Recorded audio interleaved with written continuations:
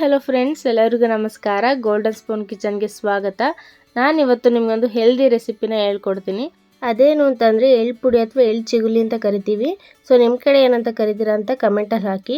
ಇದನ್ನು ಹೆಣ್ಮಕ್ಳು ತಿನ್ನೋದ್ರಿಂದ ತುಂಬಾ ಬೆನಿಫಿಟ್ಸ್ ಇದೆ. ಗಂಡು ಮಕ್ಕಳು ತಿನ್ನೋದ್ರಿಂದ ಬೆನಿಫಿಟ್ಸ್ ಇಲ್ಲ ಅಂತಲ್ಲ, ಅವ್ರಿಗೂ ಸಹ ಬೆನಿಫಿಟ್ಸ್ ಇದೆ. ಸೊ ಹೆಣ್ಮಕ್ಳು ತಿನ್ನೋದ್ರಿಂದ ತುಂಬ ಜಾಸ್ತಿ ಬೆನಿಫಿಟ್ಸ್ ಇದೆ. ಇದರಿಂದ ಏನೇನು ಬೆನಿಫಿಟ್ಸ್ ಅಂತ ಹೇಳ್ಬಿಟ್ಟು ನಾನು ಕೊನೆಯಲ್ಲಿ ಹೇಳ್ತೀನಿ. ಇದನ್ನು ಜಸ್ಟ್ 3 ಮಿನಿಟ್ಸಲ್ಲಿ ಮಾಡ್ಕೊಬೋದು. ಸೊ ಬನ್ನಿ ಇದಕ್ಕೆ ಏನೇನು ಇಂಗ್ರೀಡಿಯೆಂಟ್ಸ್ ಬೇಕಾಗುತ್ತೆ ಅಂತ ನೋಡ್ಕೊಂಬರೋಣ. ಇಲ್ಲಿ ನಮ್ಗೆ ಬೇಕಾಗಿರೋದು ಓನ್ಲಿ 3 ಇಂಗ್ರೀಡಿಯೆಂಟ್ಸ್ ಅಷ್ಟೇ. ಇಲ್ಲಿ ನಾನೊಂದು 1/4 ಕಪ್ ಆಗೋಷ್ಟು ಬೆಲ್ಲನ ದಪ್ಪದಾಗಿ ಕಟ್ ಮಾಡಿ ತೊಗೊಂಡಿದ್ದೀನಿ. ನೀವು ಕಪ್ಪು ಬೆಲ್ಲನ ಸಹ ಹಾಕೋಬೋದು, ಅದನ್ನು ತುಂಬಾ ಒಳ್ಳೆಯದು. ಮತ್ತು ನಾನಿಲ್ಲಿ ಒಂದು 1/4 ಕಪ್ ಆಗುವಷ್ಟು ಕೊಬ್ಬರಿನ ಸಣ್ಣದಾಗಿ ಕಟ್ ಮಾಡಿ ಎತ್ತಿಟ್ಕೊಂಡಿದ್ದೀನಿ. ನಾವು ಈ ಥರ ಹಾಕೋದ್ರಿಂದ ಚೆನ್ನಾಗಿ ಅದು ಗ್ರೈಂಡ್ ಆಗುತ್ತೆ. ಸೊ ಹಂಗಾಗಿ ಆ ಥರ ಕಟ್ ಮಾಡಿ ಎತ್ತಿಟ್ಕೊಂಡಿದ್ದೀನಿ ಅಷ್ಟೇ. ಮತ್ತು ನಾನಿಲ್ಲಿ ಒಂದು ಅರ್ಧ ಕಪ್ ಆಗುವಷ್ಟು ಕಪ್ಪು ಎಳ್ಳನ್ನು ತೊಗೊಂಡಿದ್ದೀನಿ. ಮತ್ತು 2 ಏಲಕ್ಕಿನ ತೊಗೊಂಡಿದ್ದೀನಿ. ಏಲಕ್ಕಿ ಹಾಕೋದ್ರಿಂದ ಎಳ್ಳು ಚಿಗಣಿಗೆ ತುಂಬಾ ಟೇಸ್ಟ್ ಬರುತ್ತೆ ಮತ್ತು ಅದರ ಸ್ಮೆಲ್ ಸಹ ತುಂಬಾ ಚೆನ್ನಾಗಿರುತ್ತೆ. ನೋಡಿ, ನಾನಿಲ್ಲಿ ಎಳ್ಳನ್ನು ನೀಟಾಗಿ ಕ್ಲೀನ್ ಮಾಡಿ ಎತ್ತಿಟ್ಕೊಂಡಿದ್ದೀನಿ. ಏಕೆಂದರೆ ಎಳ್ಳಲ್ಲಿ ಒಂದೊಂದು ಚಿಕ್ಕ ಚಿಕ್ಕ ಕಲ್ಲುಗಳೆಲ್ಲ ಇರುತ್ತೆ. ಸೊ ಹಂಗಾಗಿ ನೀಟಾಗಿ ಬೆಳೆದಿರೋದಾದರೆ ನೀಟಾಗಿ ಕ್ಲೀನ್ ಮಾಡಿ ಎತ್ತಿಟ್ಕೊಳ್ಳಿ. ಈಗ ನೋಡಿ, ನಾನಿಲ್ಲಿ ಸ್ಟವ್ ಹಚ್ಚಿ ಒಂದು ಬಾಣಲೆನ ಇಟ್ಟಿದ್ದೀನಿ. ಬಾಣಲೆ ಇಟ್ಟು ನಾನಿಲ್ಲಿ ಅರ್ಧ ಕಪ್ ಆಗೋಷ್ಟು ಎಳ್ಳನ್ನು ಹಾಕ್ಕೊತಾ ಇದ್ದೀನಿ. ಎಳ್ಳನ್ನು ಹಾಕ್ಕೊಂಡು ಒಂದು 3 to 4 ಮಿನಿಟ್ಸ್ ನೀಟಾಗಿ ಫ್ರೈ ಮಾಡ್ಕೊಳ್ಳೋಣ. ಆದಷ್ಟು ಲೋ ಫ್ಲೇಮಲ್ಲೇ ಫ್ರೈ ಮಾಡ್ಕೊಳ್ಳಿ, ಇಲ್ಲಾಂದರೆ ಜಾಸ್ತಿ ಮಾಡಿಕೊಂಡ್ರೆ ನೀವು ಸೀದೋಗ್ಬಿಡುತ್ತೆ. ಸೊ ಹಂಗಾಗಿ ಆದಷ್ಟು ಲೋ ಫ್ಲೇಮಲ್ಲೇ ಒಂದು 3 to 4 ಮಿನಿಟ್ಸ್ ಅದು ಚಟಾಪಟ ಅನ್ನೋವರೆಗೂ ನೀಟಾಗಿ ಅದನ್ನ ಫ್ರೈ ಮಾಡ್ಕೊಳ್ಳಿ. ಫ್ರೈ ಮಾಡ್ಕೊಳ್ಳೋದ್ರಿಂದ ಯಾವುದೇ ರೀತಿ ಗಂಟ್ಲು ನೋವು ಮತ್ತು ಕೆಮ್ಮು ಬರೋದಿಲ್ಲ.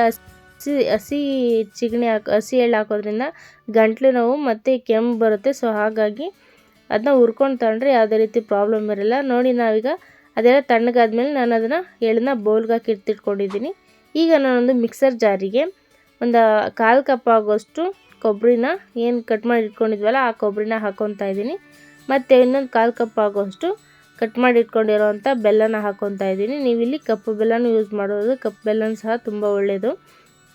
ಮತ್ತು 2 ಏಲಕ್ಕಿನ ಹಾಕ್ಕೊತಿದ್ದೀನಿ. ಏಲಕ್ಕಿ ಹಾಕೋದ್ರಿಂದ ಎಳ್ಳು ಪುಡಿಗೆ ತುಂಬಾ ರುಚಿ ಇರುತ್ತೆ ಮತ್ತು ಸ್ಮೆಲ್ಲು ಸಹ ತುಂಬಾ ಚೆನ್ನಾಗಿರುತ್ತೆ.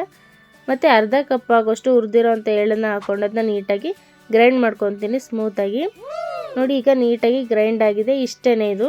ಏನು ಯಾವುದೇ ರೀತಿ ನೀರು ಹಾಕ್ಕೊಂಡು ಗ್ರೈಂಡ್ ಮಾಡ್ಕೊಬಿಡಿ, ಹಾಗೇ ಗ್ರೈಂಡ್ ಮಾಡ್ಕೊಳ್ಳಿ. ನೀಟಾಗಿ ಗ್ರೈಂಡ್ ಮಾಡಿಕೊಂಡ್ರೆ ಮುಗೀತು. ನೋಡಿ, ನೀವೀಗ ಇದನ್ನು ರೊಟ್ಟಿ ಜೊತೆ ಚಪಾತಿ ಜೊತೆ ಎಲ್ಲ ತಿನ್ಬೋದು. ತುಂಬಾ ಸ್ವೀಟಾಗಿ ಕಾಂಬಿನೇಷನ್ ಅಂತೂ ತುಂಬಾ ಚೆನ್ನಾಗಿರುತ್ತೆ.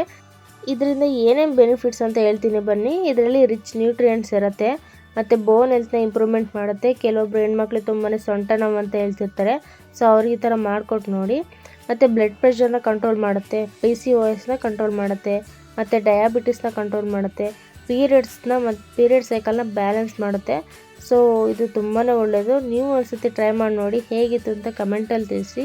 ಇಷ್ಟ ಆದರೆ ಲೈಕ್ ಮಾಡಿ. ಆ್ಯಂಡ್ ಇದೇ ಥರ ಮೋರ್ ಕುಕಿಂಗ್ ವೀಡಿಯೋಸ್ಗೋಸ್ಕರ ಚಾನಲ್ನ ಸಬ್ಸ್ಕ್ರೈಬ್ ಆಗೋದನ್ನು ಮಾತ್ರ ಮರಿಬೇಡಿ. And stay healthy.